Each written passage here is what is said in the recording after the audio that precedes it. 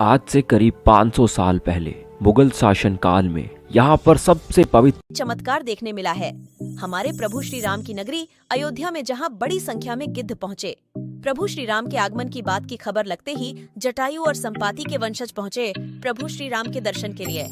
अयोध्या में चमत्कार, विलुप्त प्रजाति के गिद्ध दिखने लगे तो लोगों ने जटायु के वंशज मानकर पूजा शुरू किया। अयोध्या पहुँचे जटायु राज के वंशज जिले के मिल्कीपुर तहसील क्षेत्र अंतर्गत धरौली गांव पहुँचे।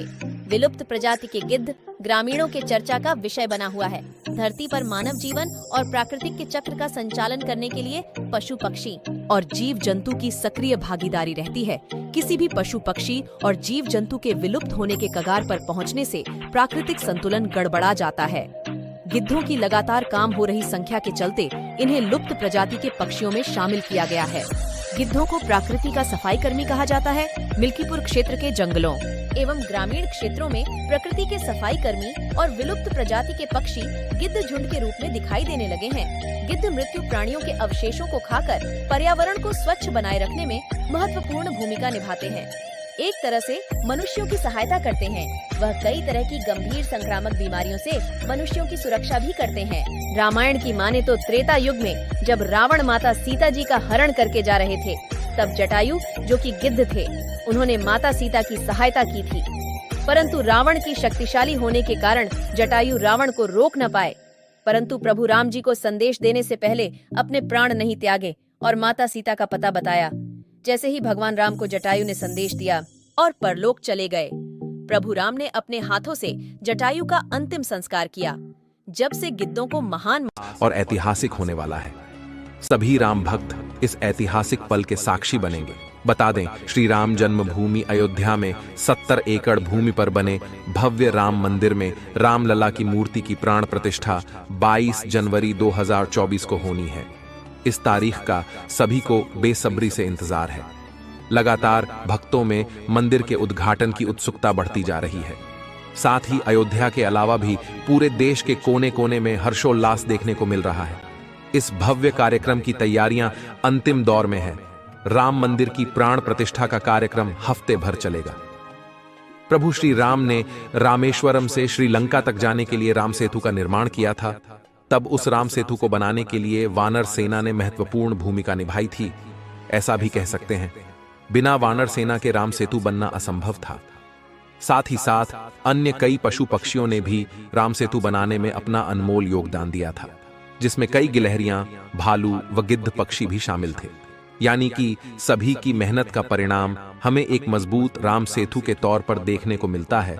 इसके बाद प्रभु श्री राम ने रावण का वध किया और पुनः अयोध्या लौटे। तब धूमधाम से दीपावली का पर्व मनाया गया। लेकिन दोस्तों, वही दीपावली का पर्व एक बार फिर से होने जा रहा है, क्योंकि 500 वर्षों का कड़ा संघर्ष अब सफल हो चुका है। 22 जनवरी 2024 को राम मंदिर में राम की प्राण प्रतिष्ठा होने वाली है। हम हिंदुओं के लिए यह बहुत दुखद की बात है कि जीते जी हमारे प्रभु राम लल्ला को तंबू में रहना पड़ा। लेकिन कहते हैं न, सच्चाई को कितना भी दबाया जाए, एक दिन वह सामने जरूर आती है। अब जैसे जैसे प्राण प्रतिष्ठा का समय नजदीक आ रहा है, वैसे वैसे कई चमत्कार अयोध्या में देखने को मिल रहे हैं। हाल ही में गिद्धों का बहुत बड़ा झुंड अयोध्या में देखा गया है। ऐसा कह रहे हैं यह गिद्ध कई सालों पहले विलुप्त हो चुके थे, लेकिन अचानक से इन गिद्धों का सामने आना रामायण से जुड़ा बहुत बड़ा चमत्कार बताया जा रहा है। साथ ही साथ अयोध्या के लोग इन्हें जटायु का वंशज बता रहे हैं और उनकी पूजा कर रहे हैं। लेकिन दोस्तों, अयोध्या राम मंदिर के आसपास वानरों को भी बड़ी संख्या में देखा जा रहा है। आज से पहले इतने वानर इस क्षेत्र में कभी नहीं दिखाई दिए, लेकिन जैसे जैसे प्राण प्रतिष्ठा का समय नजदीक आ रहा है, सैकड़ों के झुंड में वानर राम मंदिर पहुंच रहे हैं। हनुमान जी को भी वानर का ही रूप कहा जाता है। साथ ही साथ लंका पर विजय हासिल करने के लिए प्रभु श्री राम का साथ भी वानर सेना ने ही दिया था।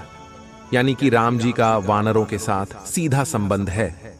जब उनकी मुलाकात सुग्रीव के साथ हुई, तब उन्हें एक नई दिशा मिली, एक नई सेना। रहे मजदूरों ने जब यह नजारा देखा तो सभी के पैरों तले जमीन खिसक गई। 22 जनवरी प्राण प्रतिष्ठा से पूर्व अयोध्या में इतने बड़े चमत्कार का होना सभी को आश्चर्य में डाल रहा है। कुछ लोगों ने इसके साक्षात दर्शन किए हैं, जिन्होंने अपनी आंखों देखी जो बताएं, उसे सुनकर आपकी भी रोंगटे खड़े हो जाएंगे। आगे बढ़ने से पहले अगर आप एक सच्चे सनातनी हैं, प्रभु श्री राम को अपना आराध्य मानते हैं, तो इस वीडियो को लाइक करके कमेंट बॉक्स में जय श्री राम जरूर लिखें। दोस्तों, 22 जनवरी 2024 को रामलला अयोध्या के नए भव्य मंदिर में विराजमान होंगे। इस शुभ कार्यक्रम के लिए पूरे देश में निमंत्रण बांटा जा रहा है। शहर से लेकर गांव तक घर घर अक्षत वितरण में बच्चों से लेकर बड़े तक सहयोग कर रहे हैं। यहां तक कि महिलाएं भी घर घर जाकर अक्षत और श्री राम की अयोध्या की फोटो वितरण कर रही हैं। अयोध्या में राम मंदिर में भगवान रामलल्ला की प्राण प्रतिष्ठा कार्यक्रम की तैयारियां तेजी से की जा रही हैं। इस कार्यक्रम को बेहद भव्य बनाने के लिए कोई कसर नहीं छोड़ी जा रही है। इस बीच राम मंदिर निर्माण का कार्य भी तेजी से किया जा रहा है। मंदिर निर्माण में जो लक्ष्य लिया गया था, उसमें लगभग 80% कार्य हो चुका है। 70 खंभों पर मूर्तिकारी का काम चल रहा है। पिछले दिनों त्योहार की वजह से ये धीमा पड़ गया था, लेकिन अब वो भी तेज गति से पूरा हो जाएगा। निर्माण कार्य जल्द से जल्द पूरा करने के लिए सभी मजदूर रात दिन मेहनत कर रहे हैं। लेकिन 10 जनवरी की रात कुछ ऐसा चमत्कार हुआ जिसे देखकर सभी मजदूरों के होश उड़ गए। जब रात्रि के समय सब मजदूर अपना काम निपटाकर तंबू में सो रहे थे, उसी समय अचानक से उन्हें वहां कुछ हलचल महसूस हुई। सुरेश नाम के एक मजदूर ने जब तंबू से बाहर झांक कर देखा तो उसे राम मंदिर के परिसर कुछ अजीब सी पीली चमकती हुई चीज दिखाई दी। उसने अपने साथियों को जगाना चाहा, लेकिन कोई भी उसके साथ नहीं आया। जब हिम्मत करके सुरेश जब राम मंदिर परिसर में पहुंचा तो वहां का नजारा बहुत चौंकाने वाला था, क्योंकि वहां पर उसे एक बहुत ही दिव्य चमत्कारिक विमान दिखाई दिया, जिसका आकार मोर के समान था, जो दिखने में काफी सुंदर और तेज से परिपूर्ण था, जो कि राम मंदिर परिसर में पिछले क्षेत्र में उतर रहा था। लेकिन उस विमान को नियंत्रित कौन कर रहा था, यह समझ नहीं आ रहा था, क्योंकि उस विमान में इतना तेज था कि सामान्य आंखों से नहीं देखा जा सकता था। लेकिन समझ में कुछ ऐसा आ रहा था मानो स्वयं साक्षात भगवान राम पुष्पक विमान के माध्यम से अयोध्या में उतर रहे हों। सुरेश ने यह चमत्कार अपनी आंखों से देखा, लेकिन अचानक से ही वह बेहोश हो गया, क्योंकि वो उसके तेज को सहन नहीं कर पा रहा था। सुरेश जब सुबह उठा तो वो उसी स्थान पर मौजूद था और उसके साथ ही मंदिर निर्माण कार्य पूरा करने के लिए जा रहे थे। उसने सभी को रोककर रात्रि की सच्चाई बताई, लेकिन सभी उसकी हंसी उड़ा रहे थे। लेकिन सुरेश मन ही मन समझ चुका था कि प्रभु श्री राम अयोध्या आ चुके हैं। यह उसके लिए सौभाग्य था कि उसे इतना सुंदर दृश्य देखने को मिला, जहां शायद उसने साक्षात पुष्पक विमान के दर्शन किए थे, यानी कि प्राण प्रतिष्ठा से पहले अयोध्या प्रकट हुआ साक्षात पुष्पक विमान। दोस्तों, देश के अलग अलग हिस्सों में कई बार अजीब सी आकृति के विमान देखे गए हैं, जिनका संबंध कई बार तो एलियन के साथ जोड़कर भी देखा जाता है। यानी कि अयोध्या में उस रात्रि को मोर की आकृति का विमान देखना वास्तव में प्रभु श्री राम का ही कोई संदेश हो सकता है। लेकिन क्या यह विमान सचमुच में पुष्पक विमान है? इसकी आखिर क्या गारंटी है? इसे समझने के लिए हमें पुष्पक विमान के रहस्य को अच्छे से जानना पड़ेगा। चमत्कार देखने मिला है हमारे प्रभु श्री राम की नगरी अयोध्या में, जहां बड़ी संख्या में गिद्ध पहुंचे। प्रभु श्री राम के आगमन की बात की खबर लगते ही जटायु और संपाति के वंशज पहुंचे प्रभु श्री राम के दर्शन के लिए। अयोध्या में चमत्कार, विलुप्त प्रजाति के गिद्ध दिखने लगे तो लोगों ने जटायु के वंशज मानकर पूजा शुरू किया। अयोध्या पहुंचे जटायु राज के वंशज जिले के मिल्कीपुर तहसील क्षेत्र अंतर्गत धरौली गांव पहुंचे। विलुप्त प्रजाति के गिद्ध ग्रामीणों के चर्चा का विषय बना हुआ है। धरती पर मानव जीवन और प्राकृतिक के चक्र का संचालन करने के लिए पशु पक्षी और जीव जंतु की सक्रिय भागीदारी रहती है। किसी भी पशु पक्षी और जीव जंतु के विलुप्त होने के कगार पर पहुंचने से प्राकृतिक संतुलन गड़बड़ा जाता है। गिद्धों की लगातार काम हो रही संख्या के चलते इन्हें लुप्त प्रजाति के पक्षियों में शामिल किया गया है। गिद्धों को प्रकृति का सफाई कर्मी कहा जाता है। मिल्कीपुर क्षेत्र के जंगलों एवं ग्रामीण क्षेत्रों में प्रकृति के सफाई कर्मी और विलुप्त प्रजाति के पक्षी गिद्ध झुंड के रूप में दिखाई देने लगे हैं। गिद्ध मृत्यु प्राणियों के अवशेषों को खाकर पर्यावरण को स्वच्छ बनाए रखने में महत्वपूर्ण भूमिका निभाते हैं। एक तरह से मनुष्यों की सहायता करते हैं। वह कई तरह की गंभीर संक्रामक बीमारियों से मनुष्यों की सुरक्षा भी करते हैं। रामायण की माने तो त्रेता युग में जब रावण माता सीता जी का हरण करके जा रहे थे, तब जटायु जो कि गिद्ध थे, उन्होंने माता सीता की सहायता की थी। परंतु रावण की शक्तिशाली होने के कारण जटायु रावण को रोक न पाए। परंतु प्रभु राम जी को संदेश देने से पहले अपने प्राण नहीं त्यागे और माता सीता का पता बताया। जैसे ही भगवान राम को जटायु ने संदेश दिया और परलोक चले गए। प्रभु राम ने अपने हाथों से जटायु का अंतिम संस्कार किया।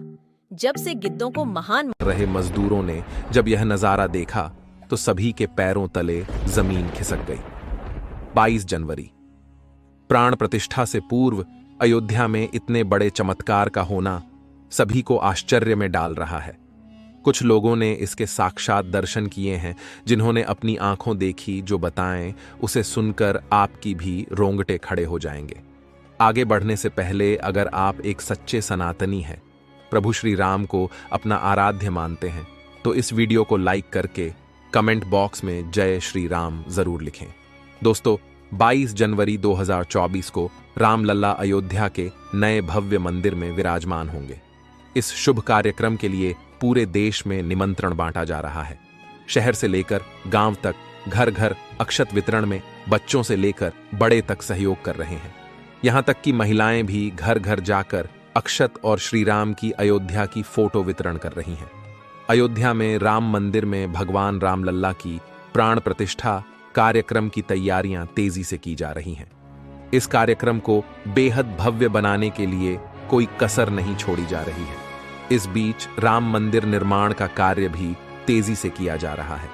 मंदिर निर्माण में जो लक्ष्य लिया गया था, उसमें लगभग 80% कार्य हो चुका है।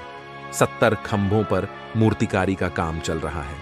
पिछले दिनों त्योहार की वजह से ये धीमा पड़ गया था, लेकिन अब वो भी तेज गति से पूरा हो जाएगा। निर्माण कार्य जल्द से जल्द पूरा करने के लिए सभी मजदूर रात दिन मेहनत कर रहे हैं। लेकिन 10 जनवरी की रात कुछ ऐसा चमत्कार हुआ जिसे देखकर सभी मजदूरों के होश उड़ गए। जब रात्रि के समय सब मजदूर अपना काम निपटाकर तंबू में सो रहे थे, उसी समय अचानक से उन्हें वहां कुछ हलचल महसूस हुई। सुरेश नाम के एक मजदूर ने जब तंबू से बाहर झांक कर देखा तो उसे राम मंदिर के परिसर कुछ अजीब सी पीली चमकती हुई चीज दिखाई दी। उसने अपने साथियों को जगाना चाहा, लेकिन कोई भी उसके साथ नहीं आया।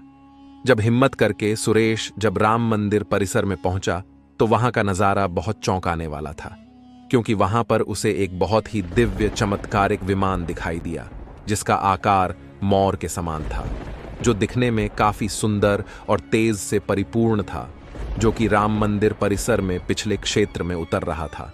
लेकिन उस विमान को नियंत्रित कौन कर रहा था, यह समझ नहीं आ रहा था, क्योंकि उस विमान में इतना तेज था कि सामान्य आंखों से नहीं देखा जा सकता था। लेकिन समझ में कुछ ऐसा आ रहा था मानो स्वयं साक्षात भगवान राम पुष्पक विमान के माध्यम से अयोध्या में उतर रहे हों। सुरेश ने यह चमत्कार अपनी आंखों से देखा, लेकिन अचानक से ही वह बेहोश हो गया, क्योंकि वो उसके तेज को सहन नहीं कर पा रहा था।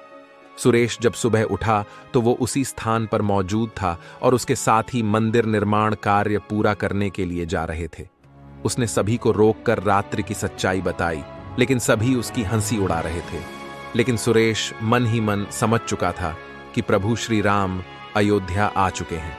यह उसके लिए सौभाग्य था कि उसे इतना सुंदर दृश्य देखने को मिला, जहां शायद उसने साक्षात पुष्पक विमान के दर्शन किए थे, यानी कि प्राण प्रतिष्ठा से पहले अयोध्या प्रकट हुआ साक्षात पुष्पक विमान। दोस्तों, देश के अलग अलग हिस्सों में कई बार अजीब सी आकृति के विमान देखे गए हैं, जिनका संबंध कई बार तो एलियन के साथ जोड़कर भी देखा जाता है। यानी कि अयोध्या में उस रात्रि को मोर की आकृति का विमान देखना वास्तव में प्रभु श्री राम का ही कोई संदेश हो सकता है। लेकिन क्या यह विमान सचमुच में पुष्पक विमान है? इसकी आखिर क्या गारंटी है? इसे समझने के लिए हमें पुष्पक विमान के रहस्य को अच्छे से जानना पड़ेगा।